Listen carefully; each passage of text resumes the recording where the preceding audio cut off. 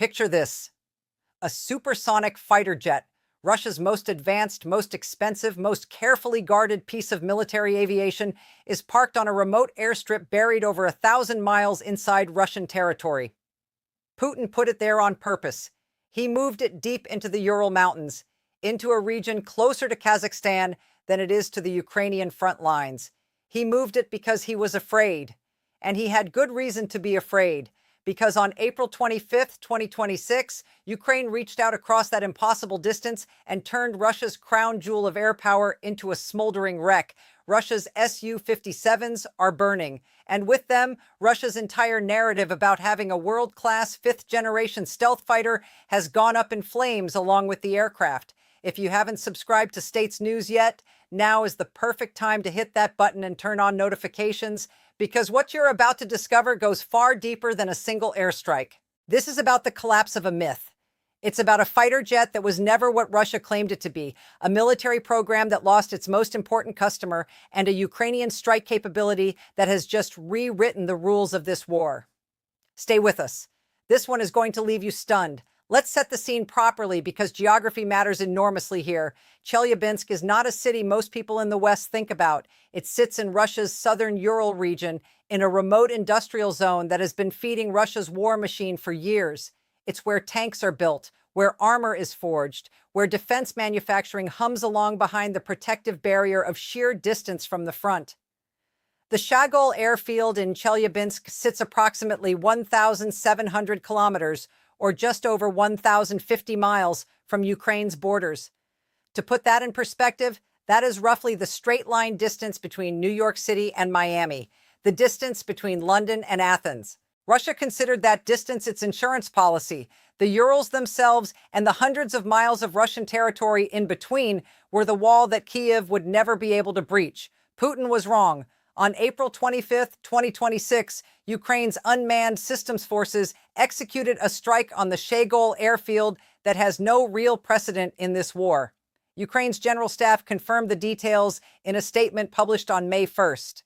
On April 25th, 2026, at the Shagol airfield in the Chelyabinsk region of the Russian Federation, soldiers of the Unmanned Systems Forces of the Armed Forces of Ukraine hit several Su-57 fighters and a Su-34 fighter bomber.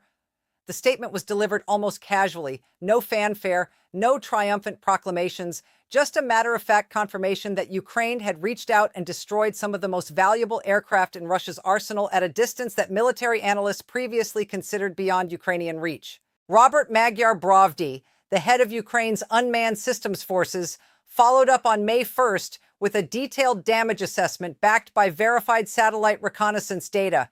He confirmed that 4 advanced Russian combat aircraft were hit in the operation. At least 2 of those were Su-57 Felon stealth fighters. One was a Su-34 fullback fighter bomber. The satellite images published by the Exelanova Telegram channel showed the aftermath clearly. At least 1 Su-57 and 1 Su-34 destroyed on the Russian tarmac. Defense Blog reported that the images were consistent with Ukraine's claims and showed clear evidence of successful strikes against the Shagol base's aircraft parking area. This isn't propaganda. The satellites don't lie. Russia's most modern fighter jets, the ones Putin had tucked away deep inside the Urals for safekeeping, are gone. Now here's what Russia doesn't want you to know about the Su-57. And there is quite a lot. Russia has spent years building the Su-57's reputation.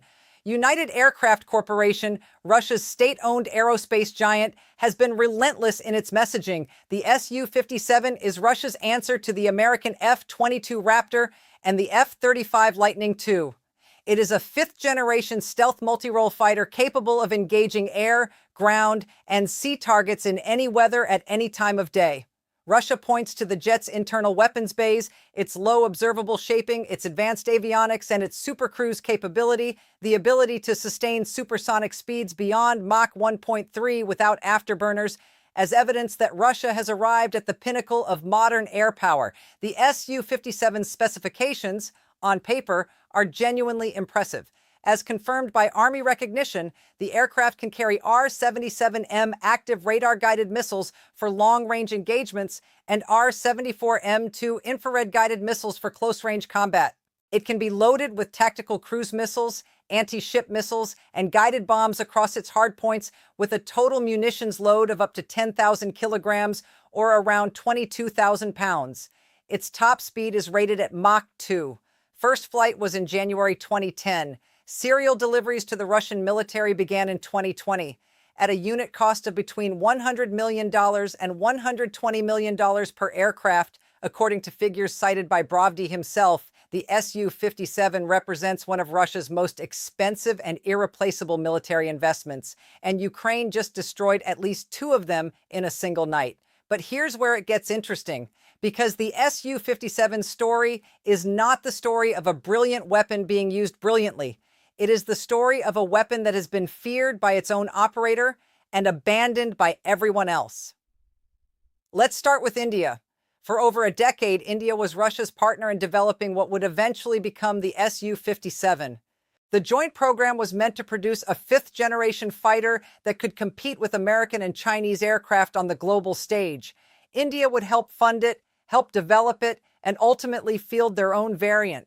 For years, this looked like Russia's great validation, proof that a democratic, influential, non-Western power believed in the Su-57's potential. India pulled out.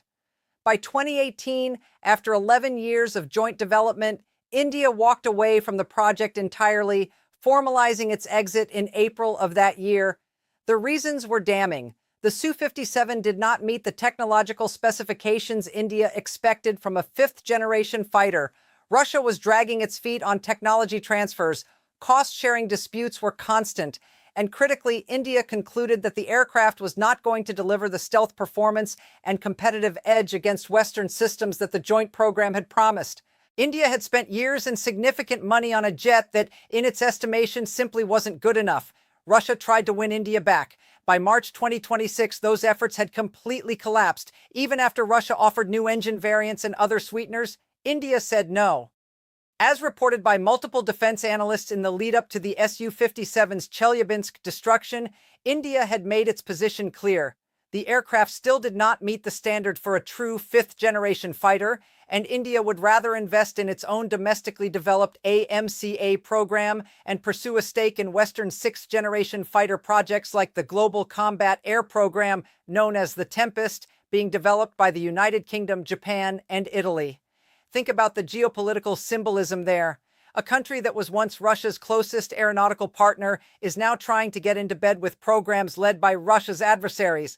The Su-57 didn't just fail to close a sale. It pushed a major potential ally toward the other side. And the significance of India's choice extends beyond symbolism. India is one of the world's largest arms importers. An Indian contract for Su-57s would have meant not just cash for Russia, but legitimacy, a signal to the global arms market that the aircraft was a credible, export-worthy product.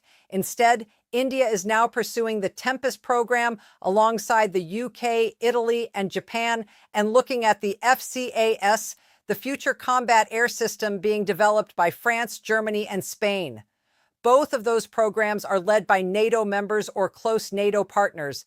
Putin's hope of keeping India as an arms client in a multipolar world, a bulwark against Western isolation, is crumbling, and the Su-57's inadequacy is a major reason why. And the technical criticisms India leveled at the Su-57 have only hardened since. According to analysis published by the Aviation Geek Club, radars can detect the Su-57 at distances between 6 and 10 times greater than they would need to detect an F-22 or F-35. The radar cross-sections of America's premier stealth fighters are estimated to be anywhere between 1,000 and 10,000 times smaller than that of Russia's supposedly stealthy Su-57. That is not a marginal difference. That is a chasm. The Su-57 isn't really a 5th-generation fighter. It is, at best, a 4.5 TH generation aircraft, more advanced than Russia's legacy Su-35, but nowhere near the genuine stealth performance of the American aircraft it was designed to rival. The engines compound the problem. The Saturn AL-41F1 engines currently fitted to most operational Su-57s are well known for being unreliable by 5th-generation standards. That's almost certainly part of the reason Russia sweetened its deal for India with the promise of newer engines, because even Russia knows the current power plants are a weak link. And now consider the production numbers. As of early 2026, according to analysis by the National Interest and multiple independent defense researchers, Russia has approximately 32 Su-57s built in total, and that figure includes prototypes and developmental aircraft. Of those, the number of fully operational combat-ready models is likely in the low to mid-20s at most. Russia had originally planned to have 76 Su-57s in service by 2027. That goal looks increasingly unrealistic. Meanwhile, the United States built 191 F-35s in 2025 alone, bringing the global F-35 fleet to nearly 1,300 aircraft. China's J-20 fleet is scaling rapidly. Russia, by contrast, can count its fifth-generation fighters on one hand, and now it needs fewer fingers than before. There is something almost poetic in the fact that the Su-57 was supposed to be Russia's stealth advantage. Stealth technology, by definition, means the enemy cannot see you coming. Yet here we are with Ukraine demonstrating that it could not only see the Su-57, it could reach out across 1,700 kilometers and destroy it while it was sitting on the ground. If the aircraft cannot be protected in its most vulnerable state, parked on a runway in the deepest rear of Russian territory, then what does that tell us about Russia's ability to protect it in the air, where the threat environment is infinitely more complex and unforgiving? But you're watching States News, and we're not here to just tell you what's already happened. We want to give you the full picture, so make sure you've subscribed and hit that notification bell, because we have more videos coming that connect directly to this story. This is also not the first time Ukraine has hunted Russia's Su-57. The first recorded strike on this class of aircraft came in June 2024, when Ukraine sent long-range drones to the Chelyabinsk airfield in Russia's Astrakhan region, approximately 460 kilometers from Ukraine's borders. Military Watch magazine confirmed the strike occurred and noted that the Su-57 involved appeared to have been repaired and returned to service. A painful lesson for Russia, but survivable. That experience is almost certainly what drove Putin to relocate his most valuable aircraft deeper into Russia, 3.5 times farther from Ukraine's borders, to be precise. The move bought him time. It didn't buy him safety. Ukraine's June 2024 operations also pointed towards something larger. Operation Spiderweb, a massive coordinated drone assault on multiple Russian air bases conducted on June 1st of that year, demonstrated that Ukraine's approach to long-range aviation strikes was becoming a doctrine, not a tactic. Multiple air bases were struck simultaneously. The operation was a signal. The April 2026 Chelyabinsk strike is the proof of concept maturing into a reliable operational capability. Let's talk about what the loss of at least 2 Su-57s means in real terms for Russia's war effort. Russia's aerospace forces have been extraordinarily cautious with their Su-57s throughout this war. There is an obvious reason for that caution, and it has nothing to do with tactical doctrine. It has everything to do with mathematics. When you only have roughly 20 to 30 operational aircraft of a given type, you cannot afford to lose them. The Su-35 can be lost in combat and replaced eventually. A Su-25 ground attack aircraft can be written off and replaced slowly. But when a Su-57 burns on the tarmac, there is no quick replacement. The production line in Komsomolsk-on-Amur, a city in Russia's far east, nearly 6,000 kilometers from Moscow, cannot be surged quickly. Sanctions have constrained Russia's access to the advanced electronics that the Su-57 requires. The workforce is limited. The industrial capacity is limited. Every Su-57 that Russia loses is essentially irreplaceable in any strategically meaningful time frame. This is why Russia kept its Su-57s as far from Ukraine as possible. According to reporting by Military Watch magazine and Euromaidan Press, Russia's fifth-generation fighters have largely been used to launch standoff missiles from beyond the range of Ukrainian air defenses, never venturing into contested airspace, never taking any risks. The Su-57 has not been a sword in this war. It has been a relic on a shelf, polished and protected and pointed at from a safe distance. Ukraine, with one night's work, shattered that illusion of safety. We also cannot overlook the Su-34 that was destroyed in the same strike. While the Su-57 is the headline, the Su-34 fullback fighter bomber is arguably more consequential to Russia's actual day-to-day war effort. According to analysis by defense-ua.com, a single Su-34 costs between $35 million and $50 million. More importantly, the Su-34 has been the backbone of Russia's aerial bombing campaign against Ukraine. Russian pilots learned early in the war that flying deep into Ukrainian airspace was suicidal. Ukraine's anti-air defenses extracted a devastating toll, with Russia losing around 200 aircraft in the early months of the war. So the Su-34 adapted. It now operates as a standoff bomber, launching UMPK and UMPB guided glide bombs from miles behind the front lines. These munitions have been devastating to Ukrainian cities, infrastructure, and defensive positions.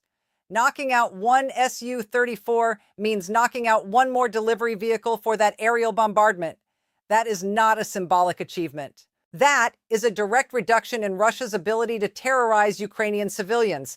Now we have to talk about how Ukraine did this, and this is where the story becomes genuinely extraordinary, because Ukraine has chosen not to tell us. Ukraine's general staff confirmed the strike, but was conspicuously silent on the method. No weapon system was identified, no technical details were shared, just the acknowledgement that the unmanned systems forces were responsible. The deliberate silence is strategic. Why explain your methods when you may want to use them again? The Kyiv Post noted that, at first glance, no known Ukrainian drone or missile was publicly confirmed as having the range needed to reach Chelyabinsk from Ukrainian territory.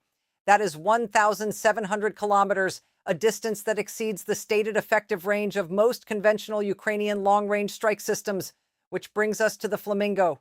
The FP-5 Flamingo is Ukraine's most advanced domestically developed cruise missile, built by Ukrainian defense company Firepoint, and its specifications are breathtaking for a weapon developed from scratch in wartime. According to Wikipedia's compiled specifications and reporting by United 24 Media and CEPA, the Flamingo carries a warhead of approximately 1,150 kilograms. That is over 2,500 pounds of explosives.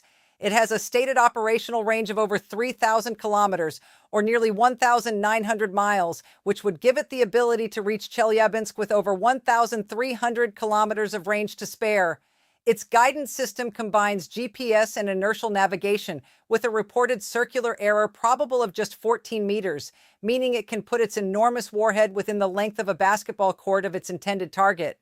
The missile entered serial production in Ukraine in late 2025, and as of early 2026, it had already demonstrated its accuracy against targets more than 1,400 kilometers inside Russian territory. As reported by Military Watch magazine and Ukrainska Pravda, the Flamingo's combat use in 2026 has begun to answer the question of whether it was a real operational weapon or merely a prototype. The February 2026 strike on the Votkinsk machine-building plant, a facility in Udmurtia, 1,300 kilometers from the Ukrainian border, where components for Russia's strategic ballistic missiles are manufactured, appears consistent with Flamingo's capabilities. That strike damaged Workshop 19, a critical production facility for missile body elements. Ukraine was not just hitting military targets, it was reaching into the industrial heart of Russia's ability to wage war. Could the Flamingo have destroyed the Su-57s at Shagol? The range fits. The warhead is certainly sufficient. A 1,150-kilogram explosive payload would obliterate any parked aircraft. But interestingly, defense analysts who examined the satellite imagery noted that the destruction pattern at Shagol did not appear to show the kind of large impact craters you would expect from a Flamingo strike's massive warhead.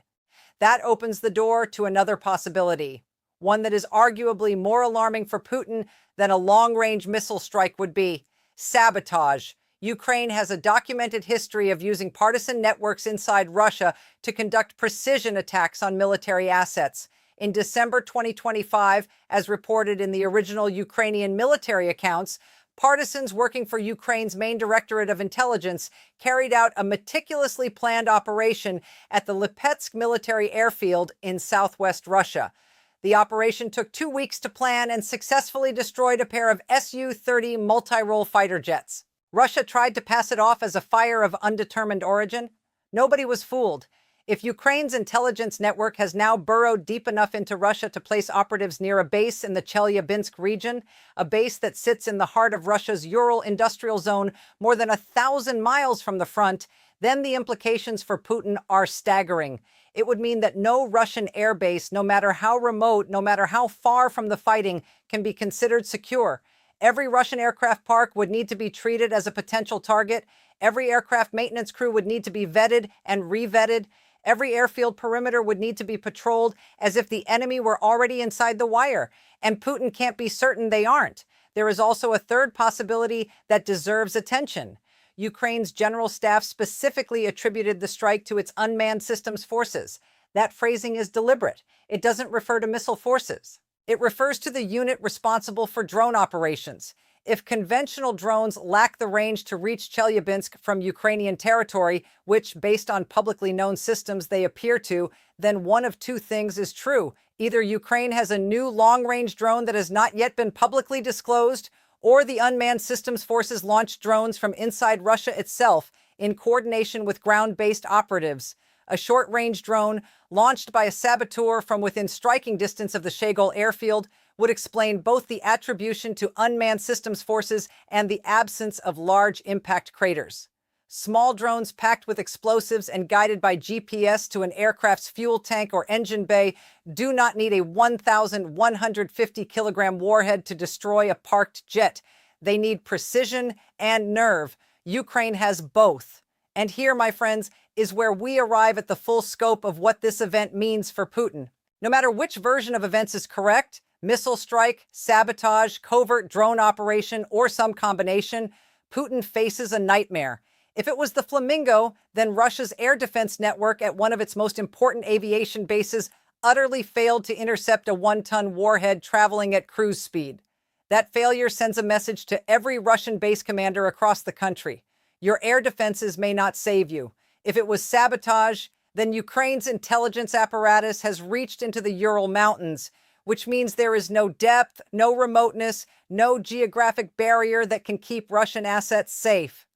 If it was covert drones launched from inside Russia, then Ukraine's network of underground operatives is not just present, it is armed, organized, and capable of delivering precision strikes against high-value targets at will. Every one of those scenarios represents a catastrophic failure of Russian security. And Putin must now respond to all of them simultaneously without knowing which one actually happened. But the humiliation runs deeper than operational security failures.